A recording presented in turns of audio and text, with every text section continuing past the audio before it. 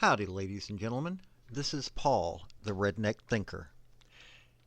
Thomas Jefferson said, "If you want something you've never had, you must be willing to do something you've never done." Benjamin Franklin said, "Without continual growth and progress, such words as improvement, achievement, and success have no meaning."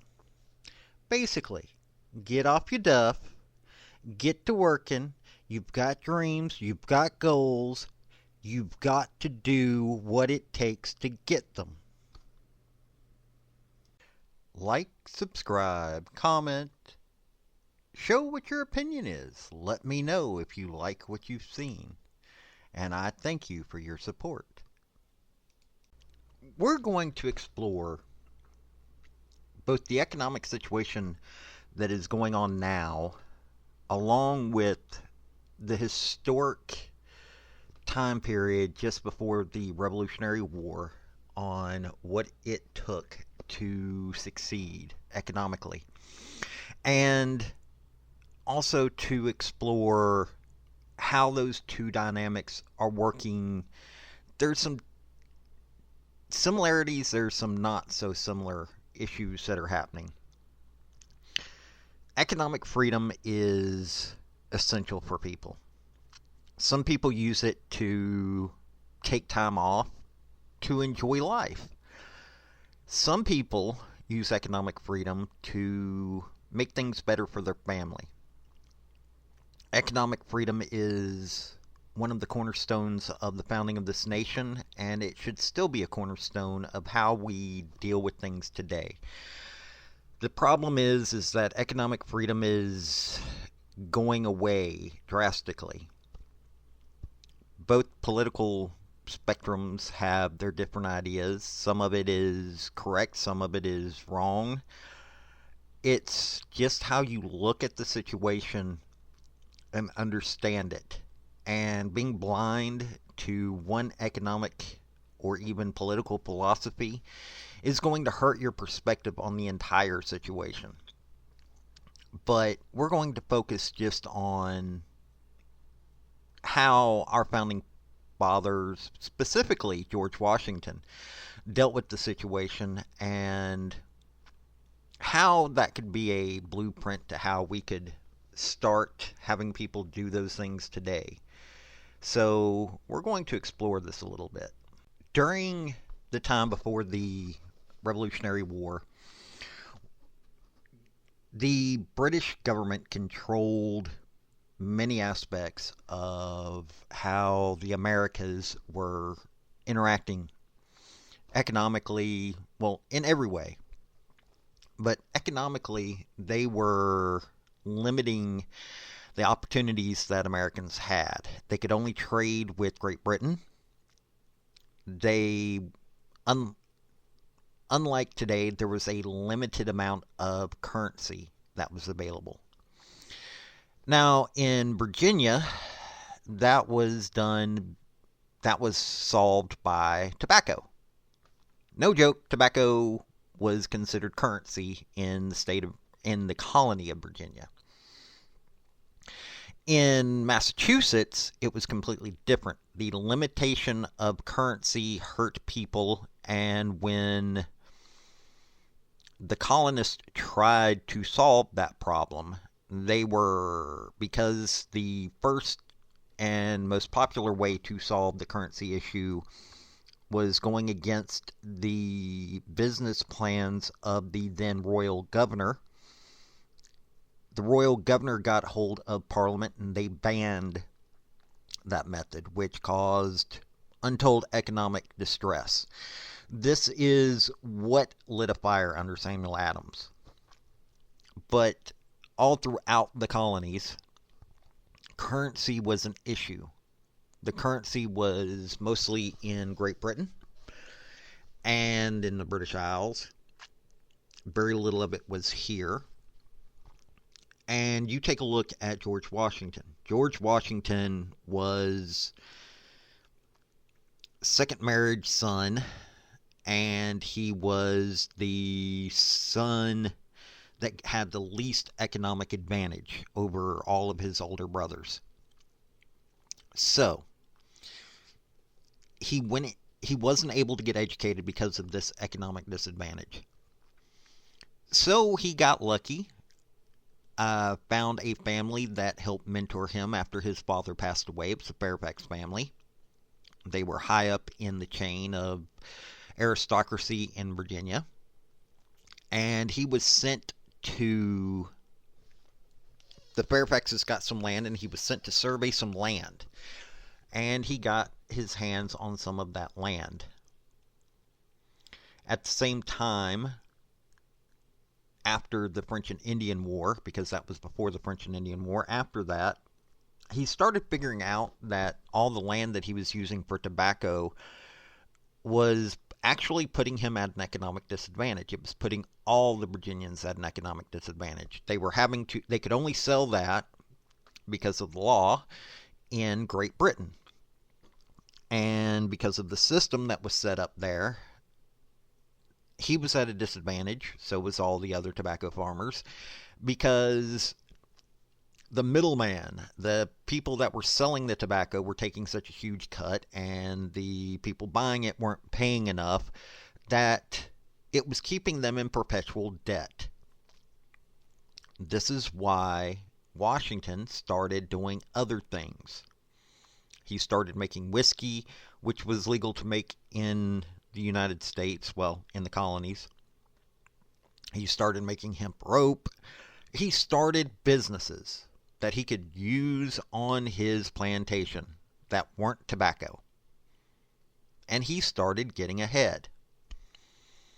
Now, Benjamin Franklin found a different path. Benjamin Franklin went into printing, went into other businesses. He helped other businesses start. These two men were friends, and they were seeing how they could find other ways to bring in capital other than the method that would require them to go into debt to the British. Now, they saw themselves as British, but they saw that those that were living in England had an economic advantage over them, and they found a way to get past that. Not everybody did. If you take a look at Patrick Henry did amazing things as both a politician and as a lawyer, but when it came to plantations, when it came to business, because he had both at different points in his life, he unfortunately was a failure at those things. But when it came to the court, he was a success, but not financially, because a lot of his clients didn't have currency. They could only pay him in tobacco. And how he first became known was through the Parsons Cause, which was how little tobacco they had to be able to give to the Church of England. Church of England, by law, the pastors were required, by law, like I said, to get tobacco from the farmers as a tithe. So a lot of the common folks that Henry represented weren't able to pay him that much.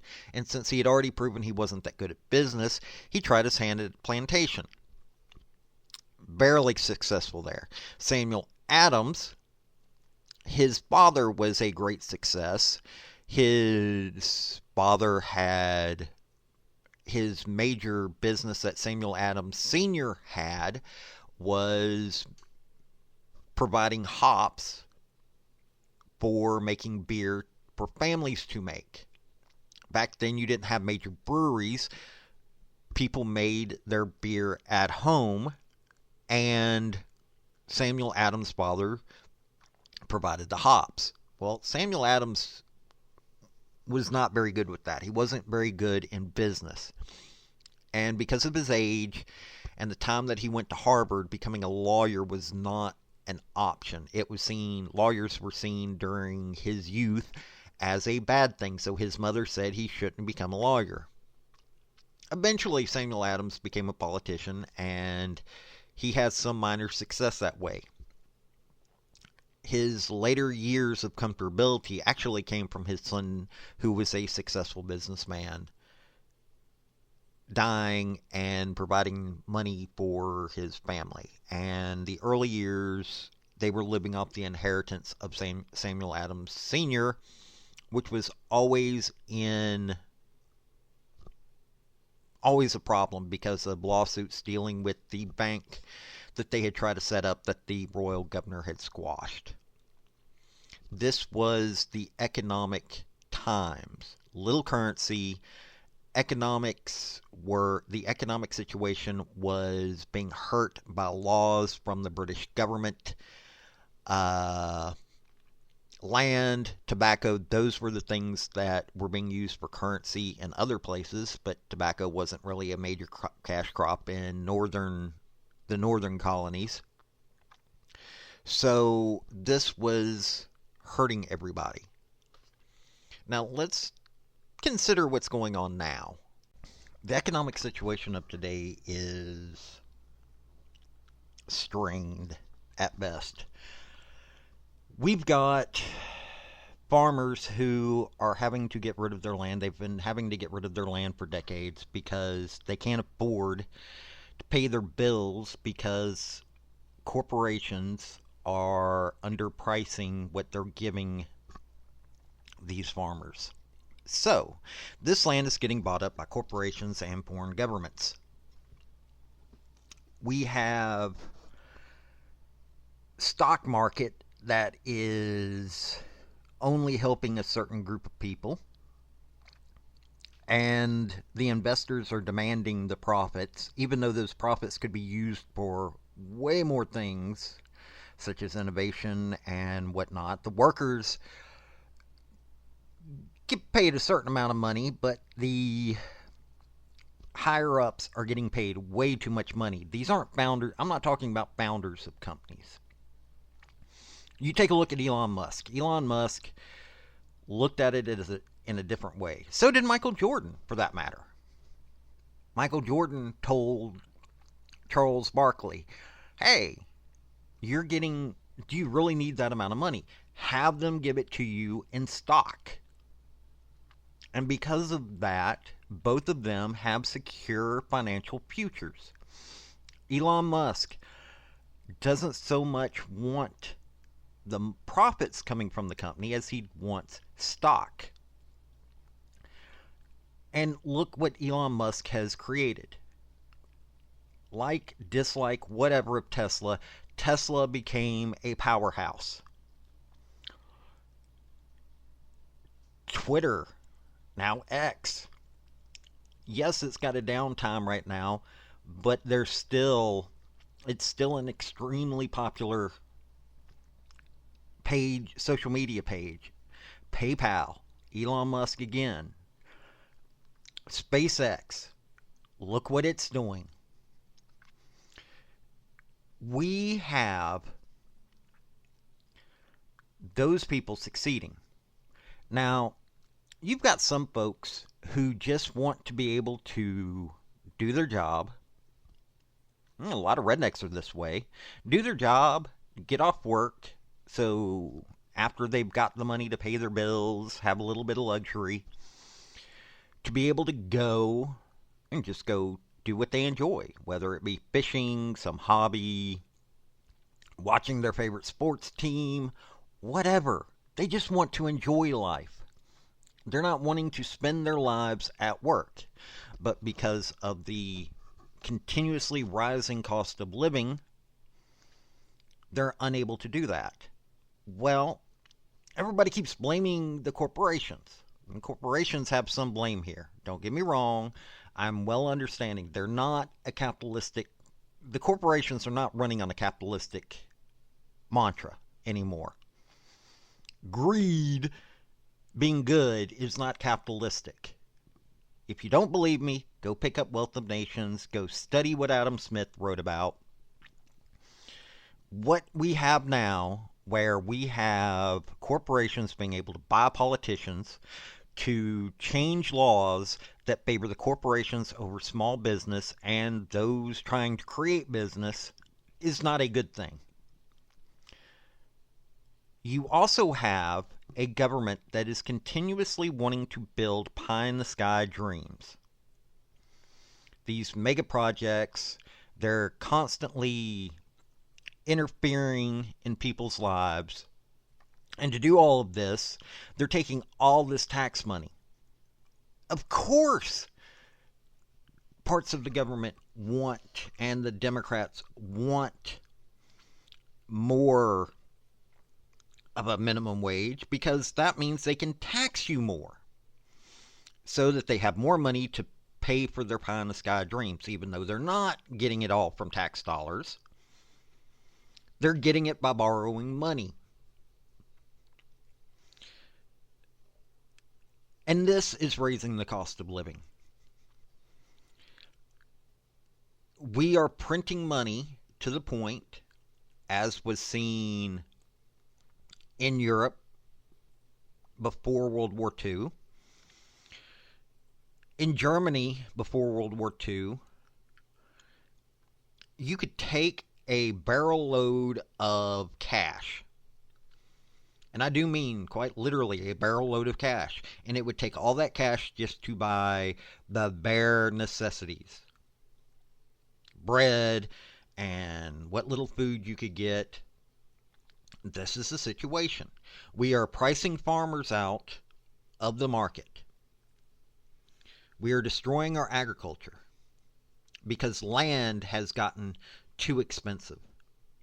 We have gotten a point where corporations are the only ones growing some of the food.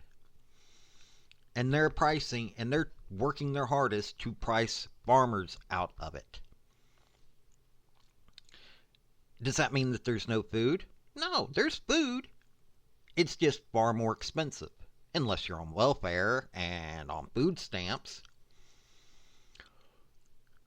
Land, which is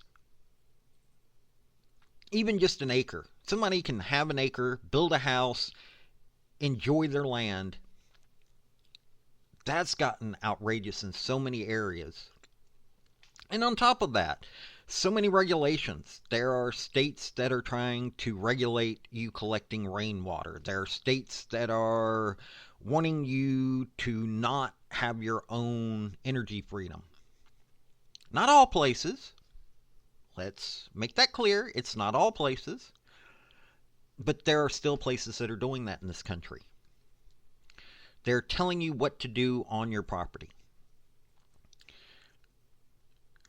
This isn't economic freedom at this point.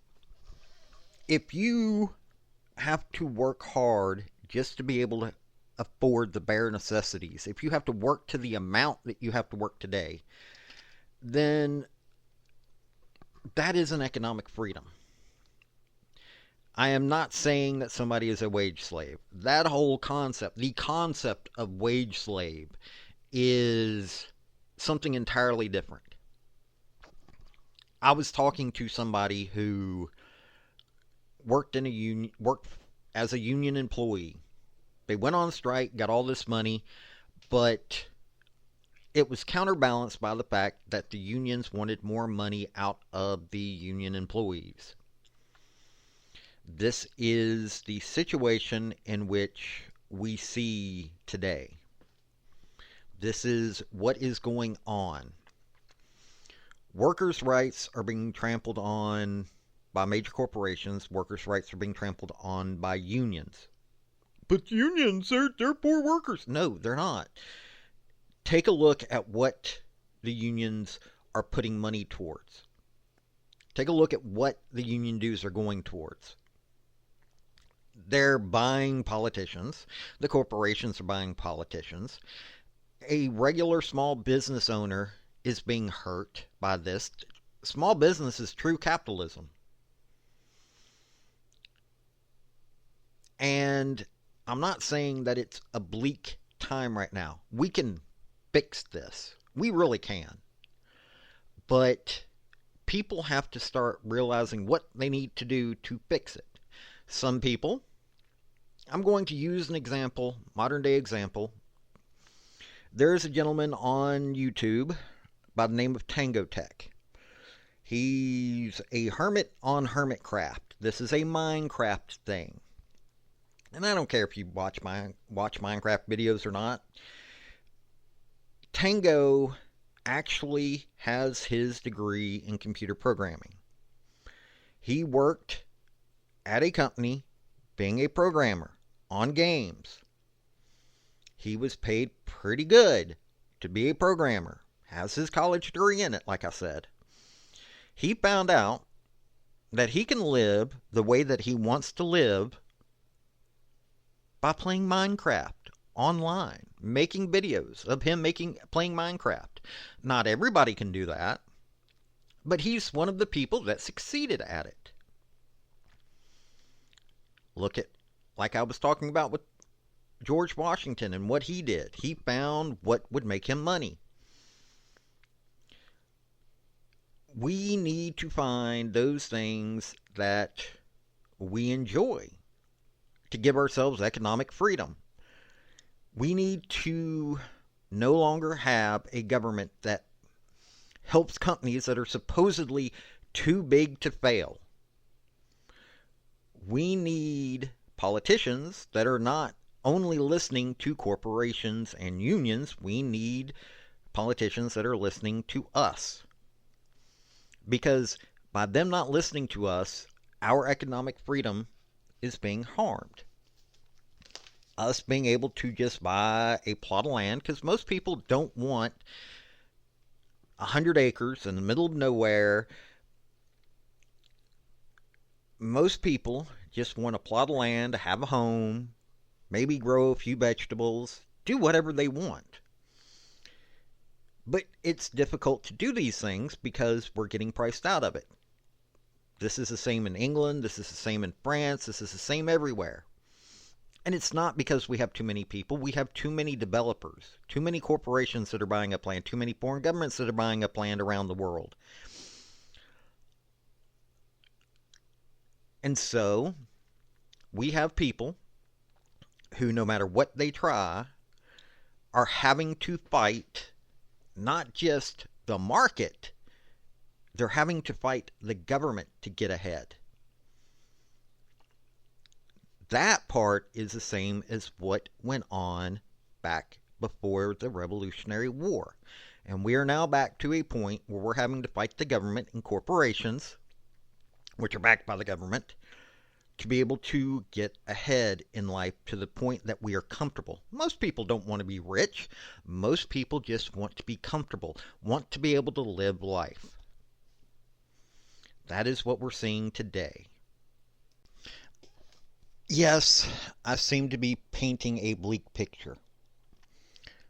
I don't want to, nor am I even considering that there is no hope. We have to see what the problems are. Now, liberals will say it's all because of big business. Conservatives will say it's all because of big government. I'm telling you it's a combination of both. I'm telling you to quit wanting $15 an hour minimum wage. Matter of fact, minimum wage is what's raising the cost of living to an unheralded amount. I'm telling you that we also need to start creating our own businesses. We need to make economies more local. We need to start seeing what we need to do to make ourselves more economically free. No, that does not necessarily mean that we have to stop working for other people. Some people can only work for other people. Not because they're stupid, but because what their talent lies in doesn't necessarily make them able to do things on their own. The same is thought of for entrepreneurs. Entrepreneurs don't necessarily work well with others. We have to figure out what is able to be done for each of us. And then go from there. You can like it, lump it, whatever. That's how life is right now. And we have to start working towards fixing what is wrong, such as what George Washington did, Samuel Adams. We have to work for our own economic freedom. We have to work by helping ourselves, we'll help others. That's an Ayn Rand thought process. Yes, I'm well aware. But greed is not good. Don't come away thinking that I think that. At the same time, I do not believe that having a Marxist society is good. There's a middle ground. Look into capitalism. It works. What we have right now is not capitalistic in any way, shape, or form. Study up on what the fascist economic standards were, and you will find out that we've got some of that inside of our economy right now. The government is controlling many aspects, whether it's through legislation, through a uniparty that only cares about who is going to pay them money. They control so many aspects of business that is bad. At the same time, there does need to be some regulation. I am not saying that there doesn't need to be some regulation. There does. It's a balance that each of us have to learn, and we have to elect members of Congress who understand this and take the power away from the bureaucrats and start making situations better for all of us. Our economic freedom is what allows us to enjoy our freedoms even more. For some people, they've been able to build a life where they don't have this many problems. But there are a lot more people that aren't getting to enjoy life as much because they're having to work too hard for what brings them happiness. Pay attention to that. Learn what makes you happy and work towards it. This has been Paul, the Redneck Thinker. Y'all have a good day now.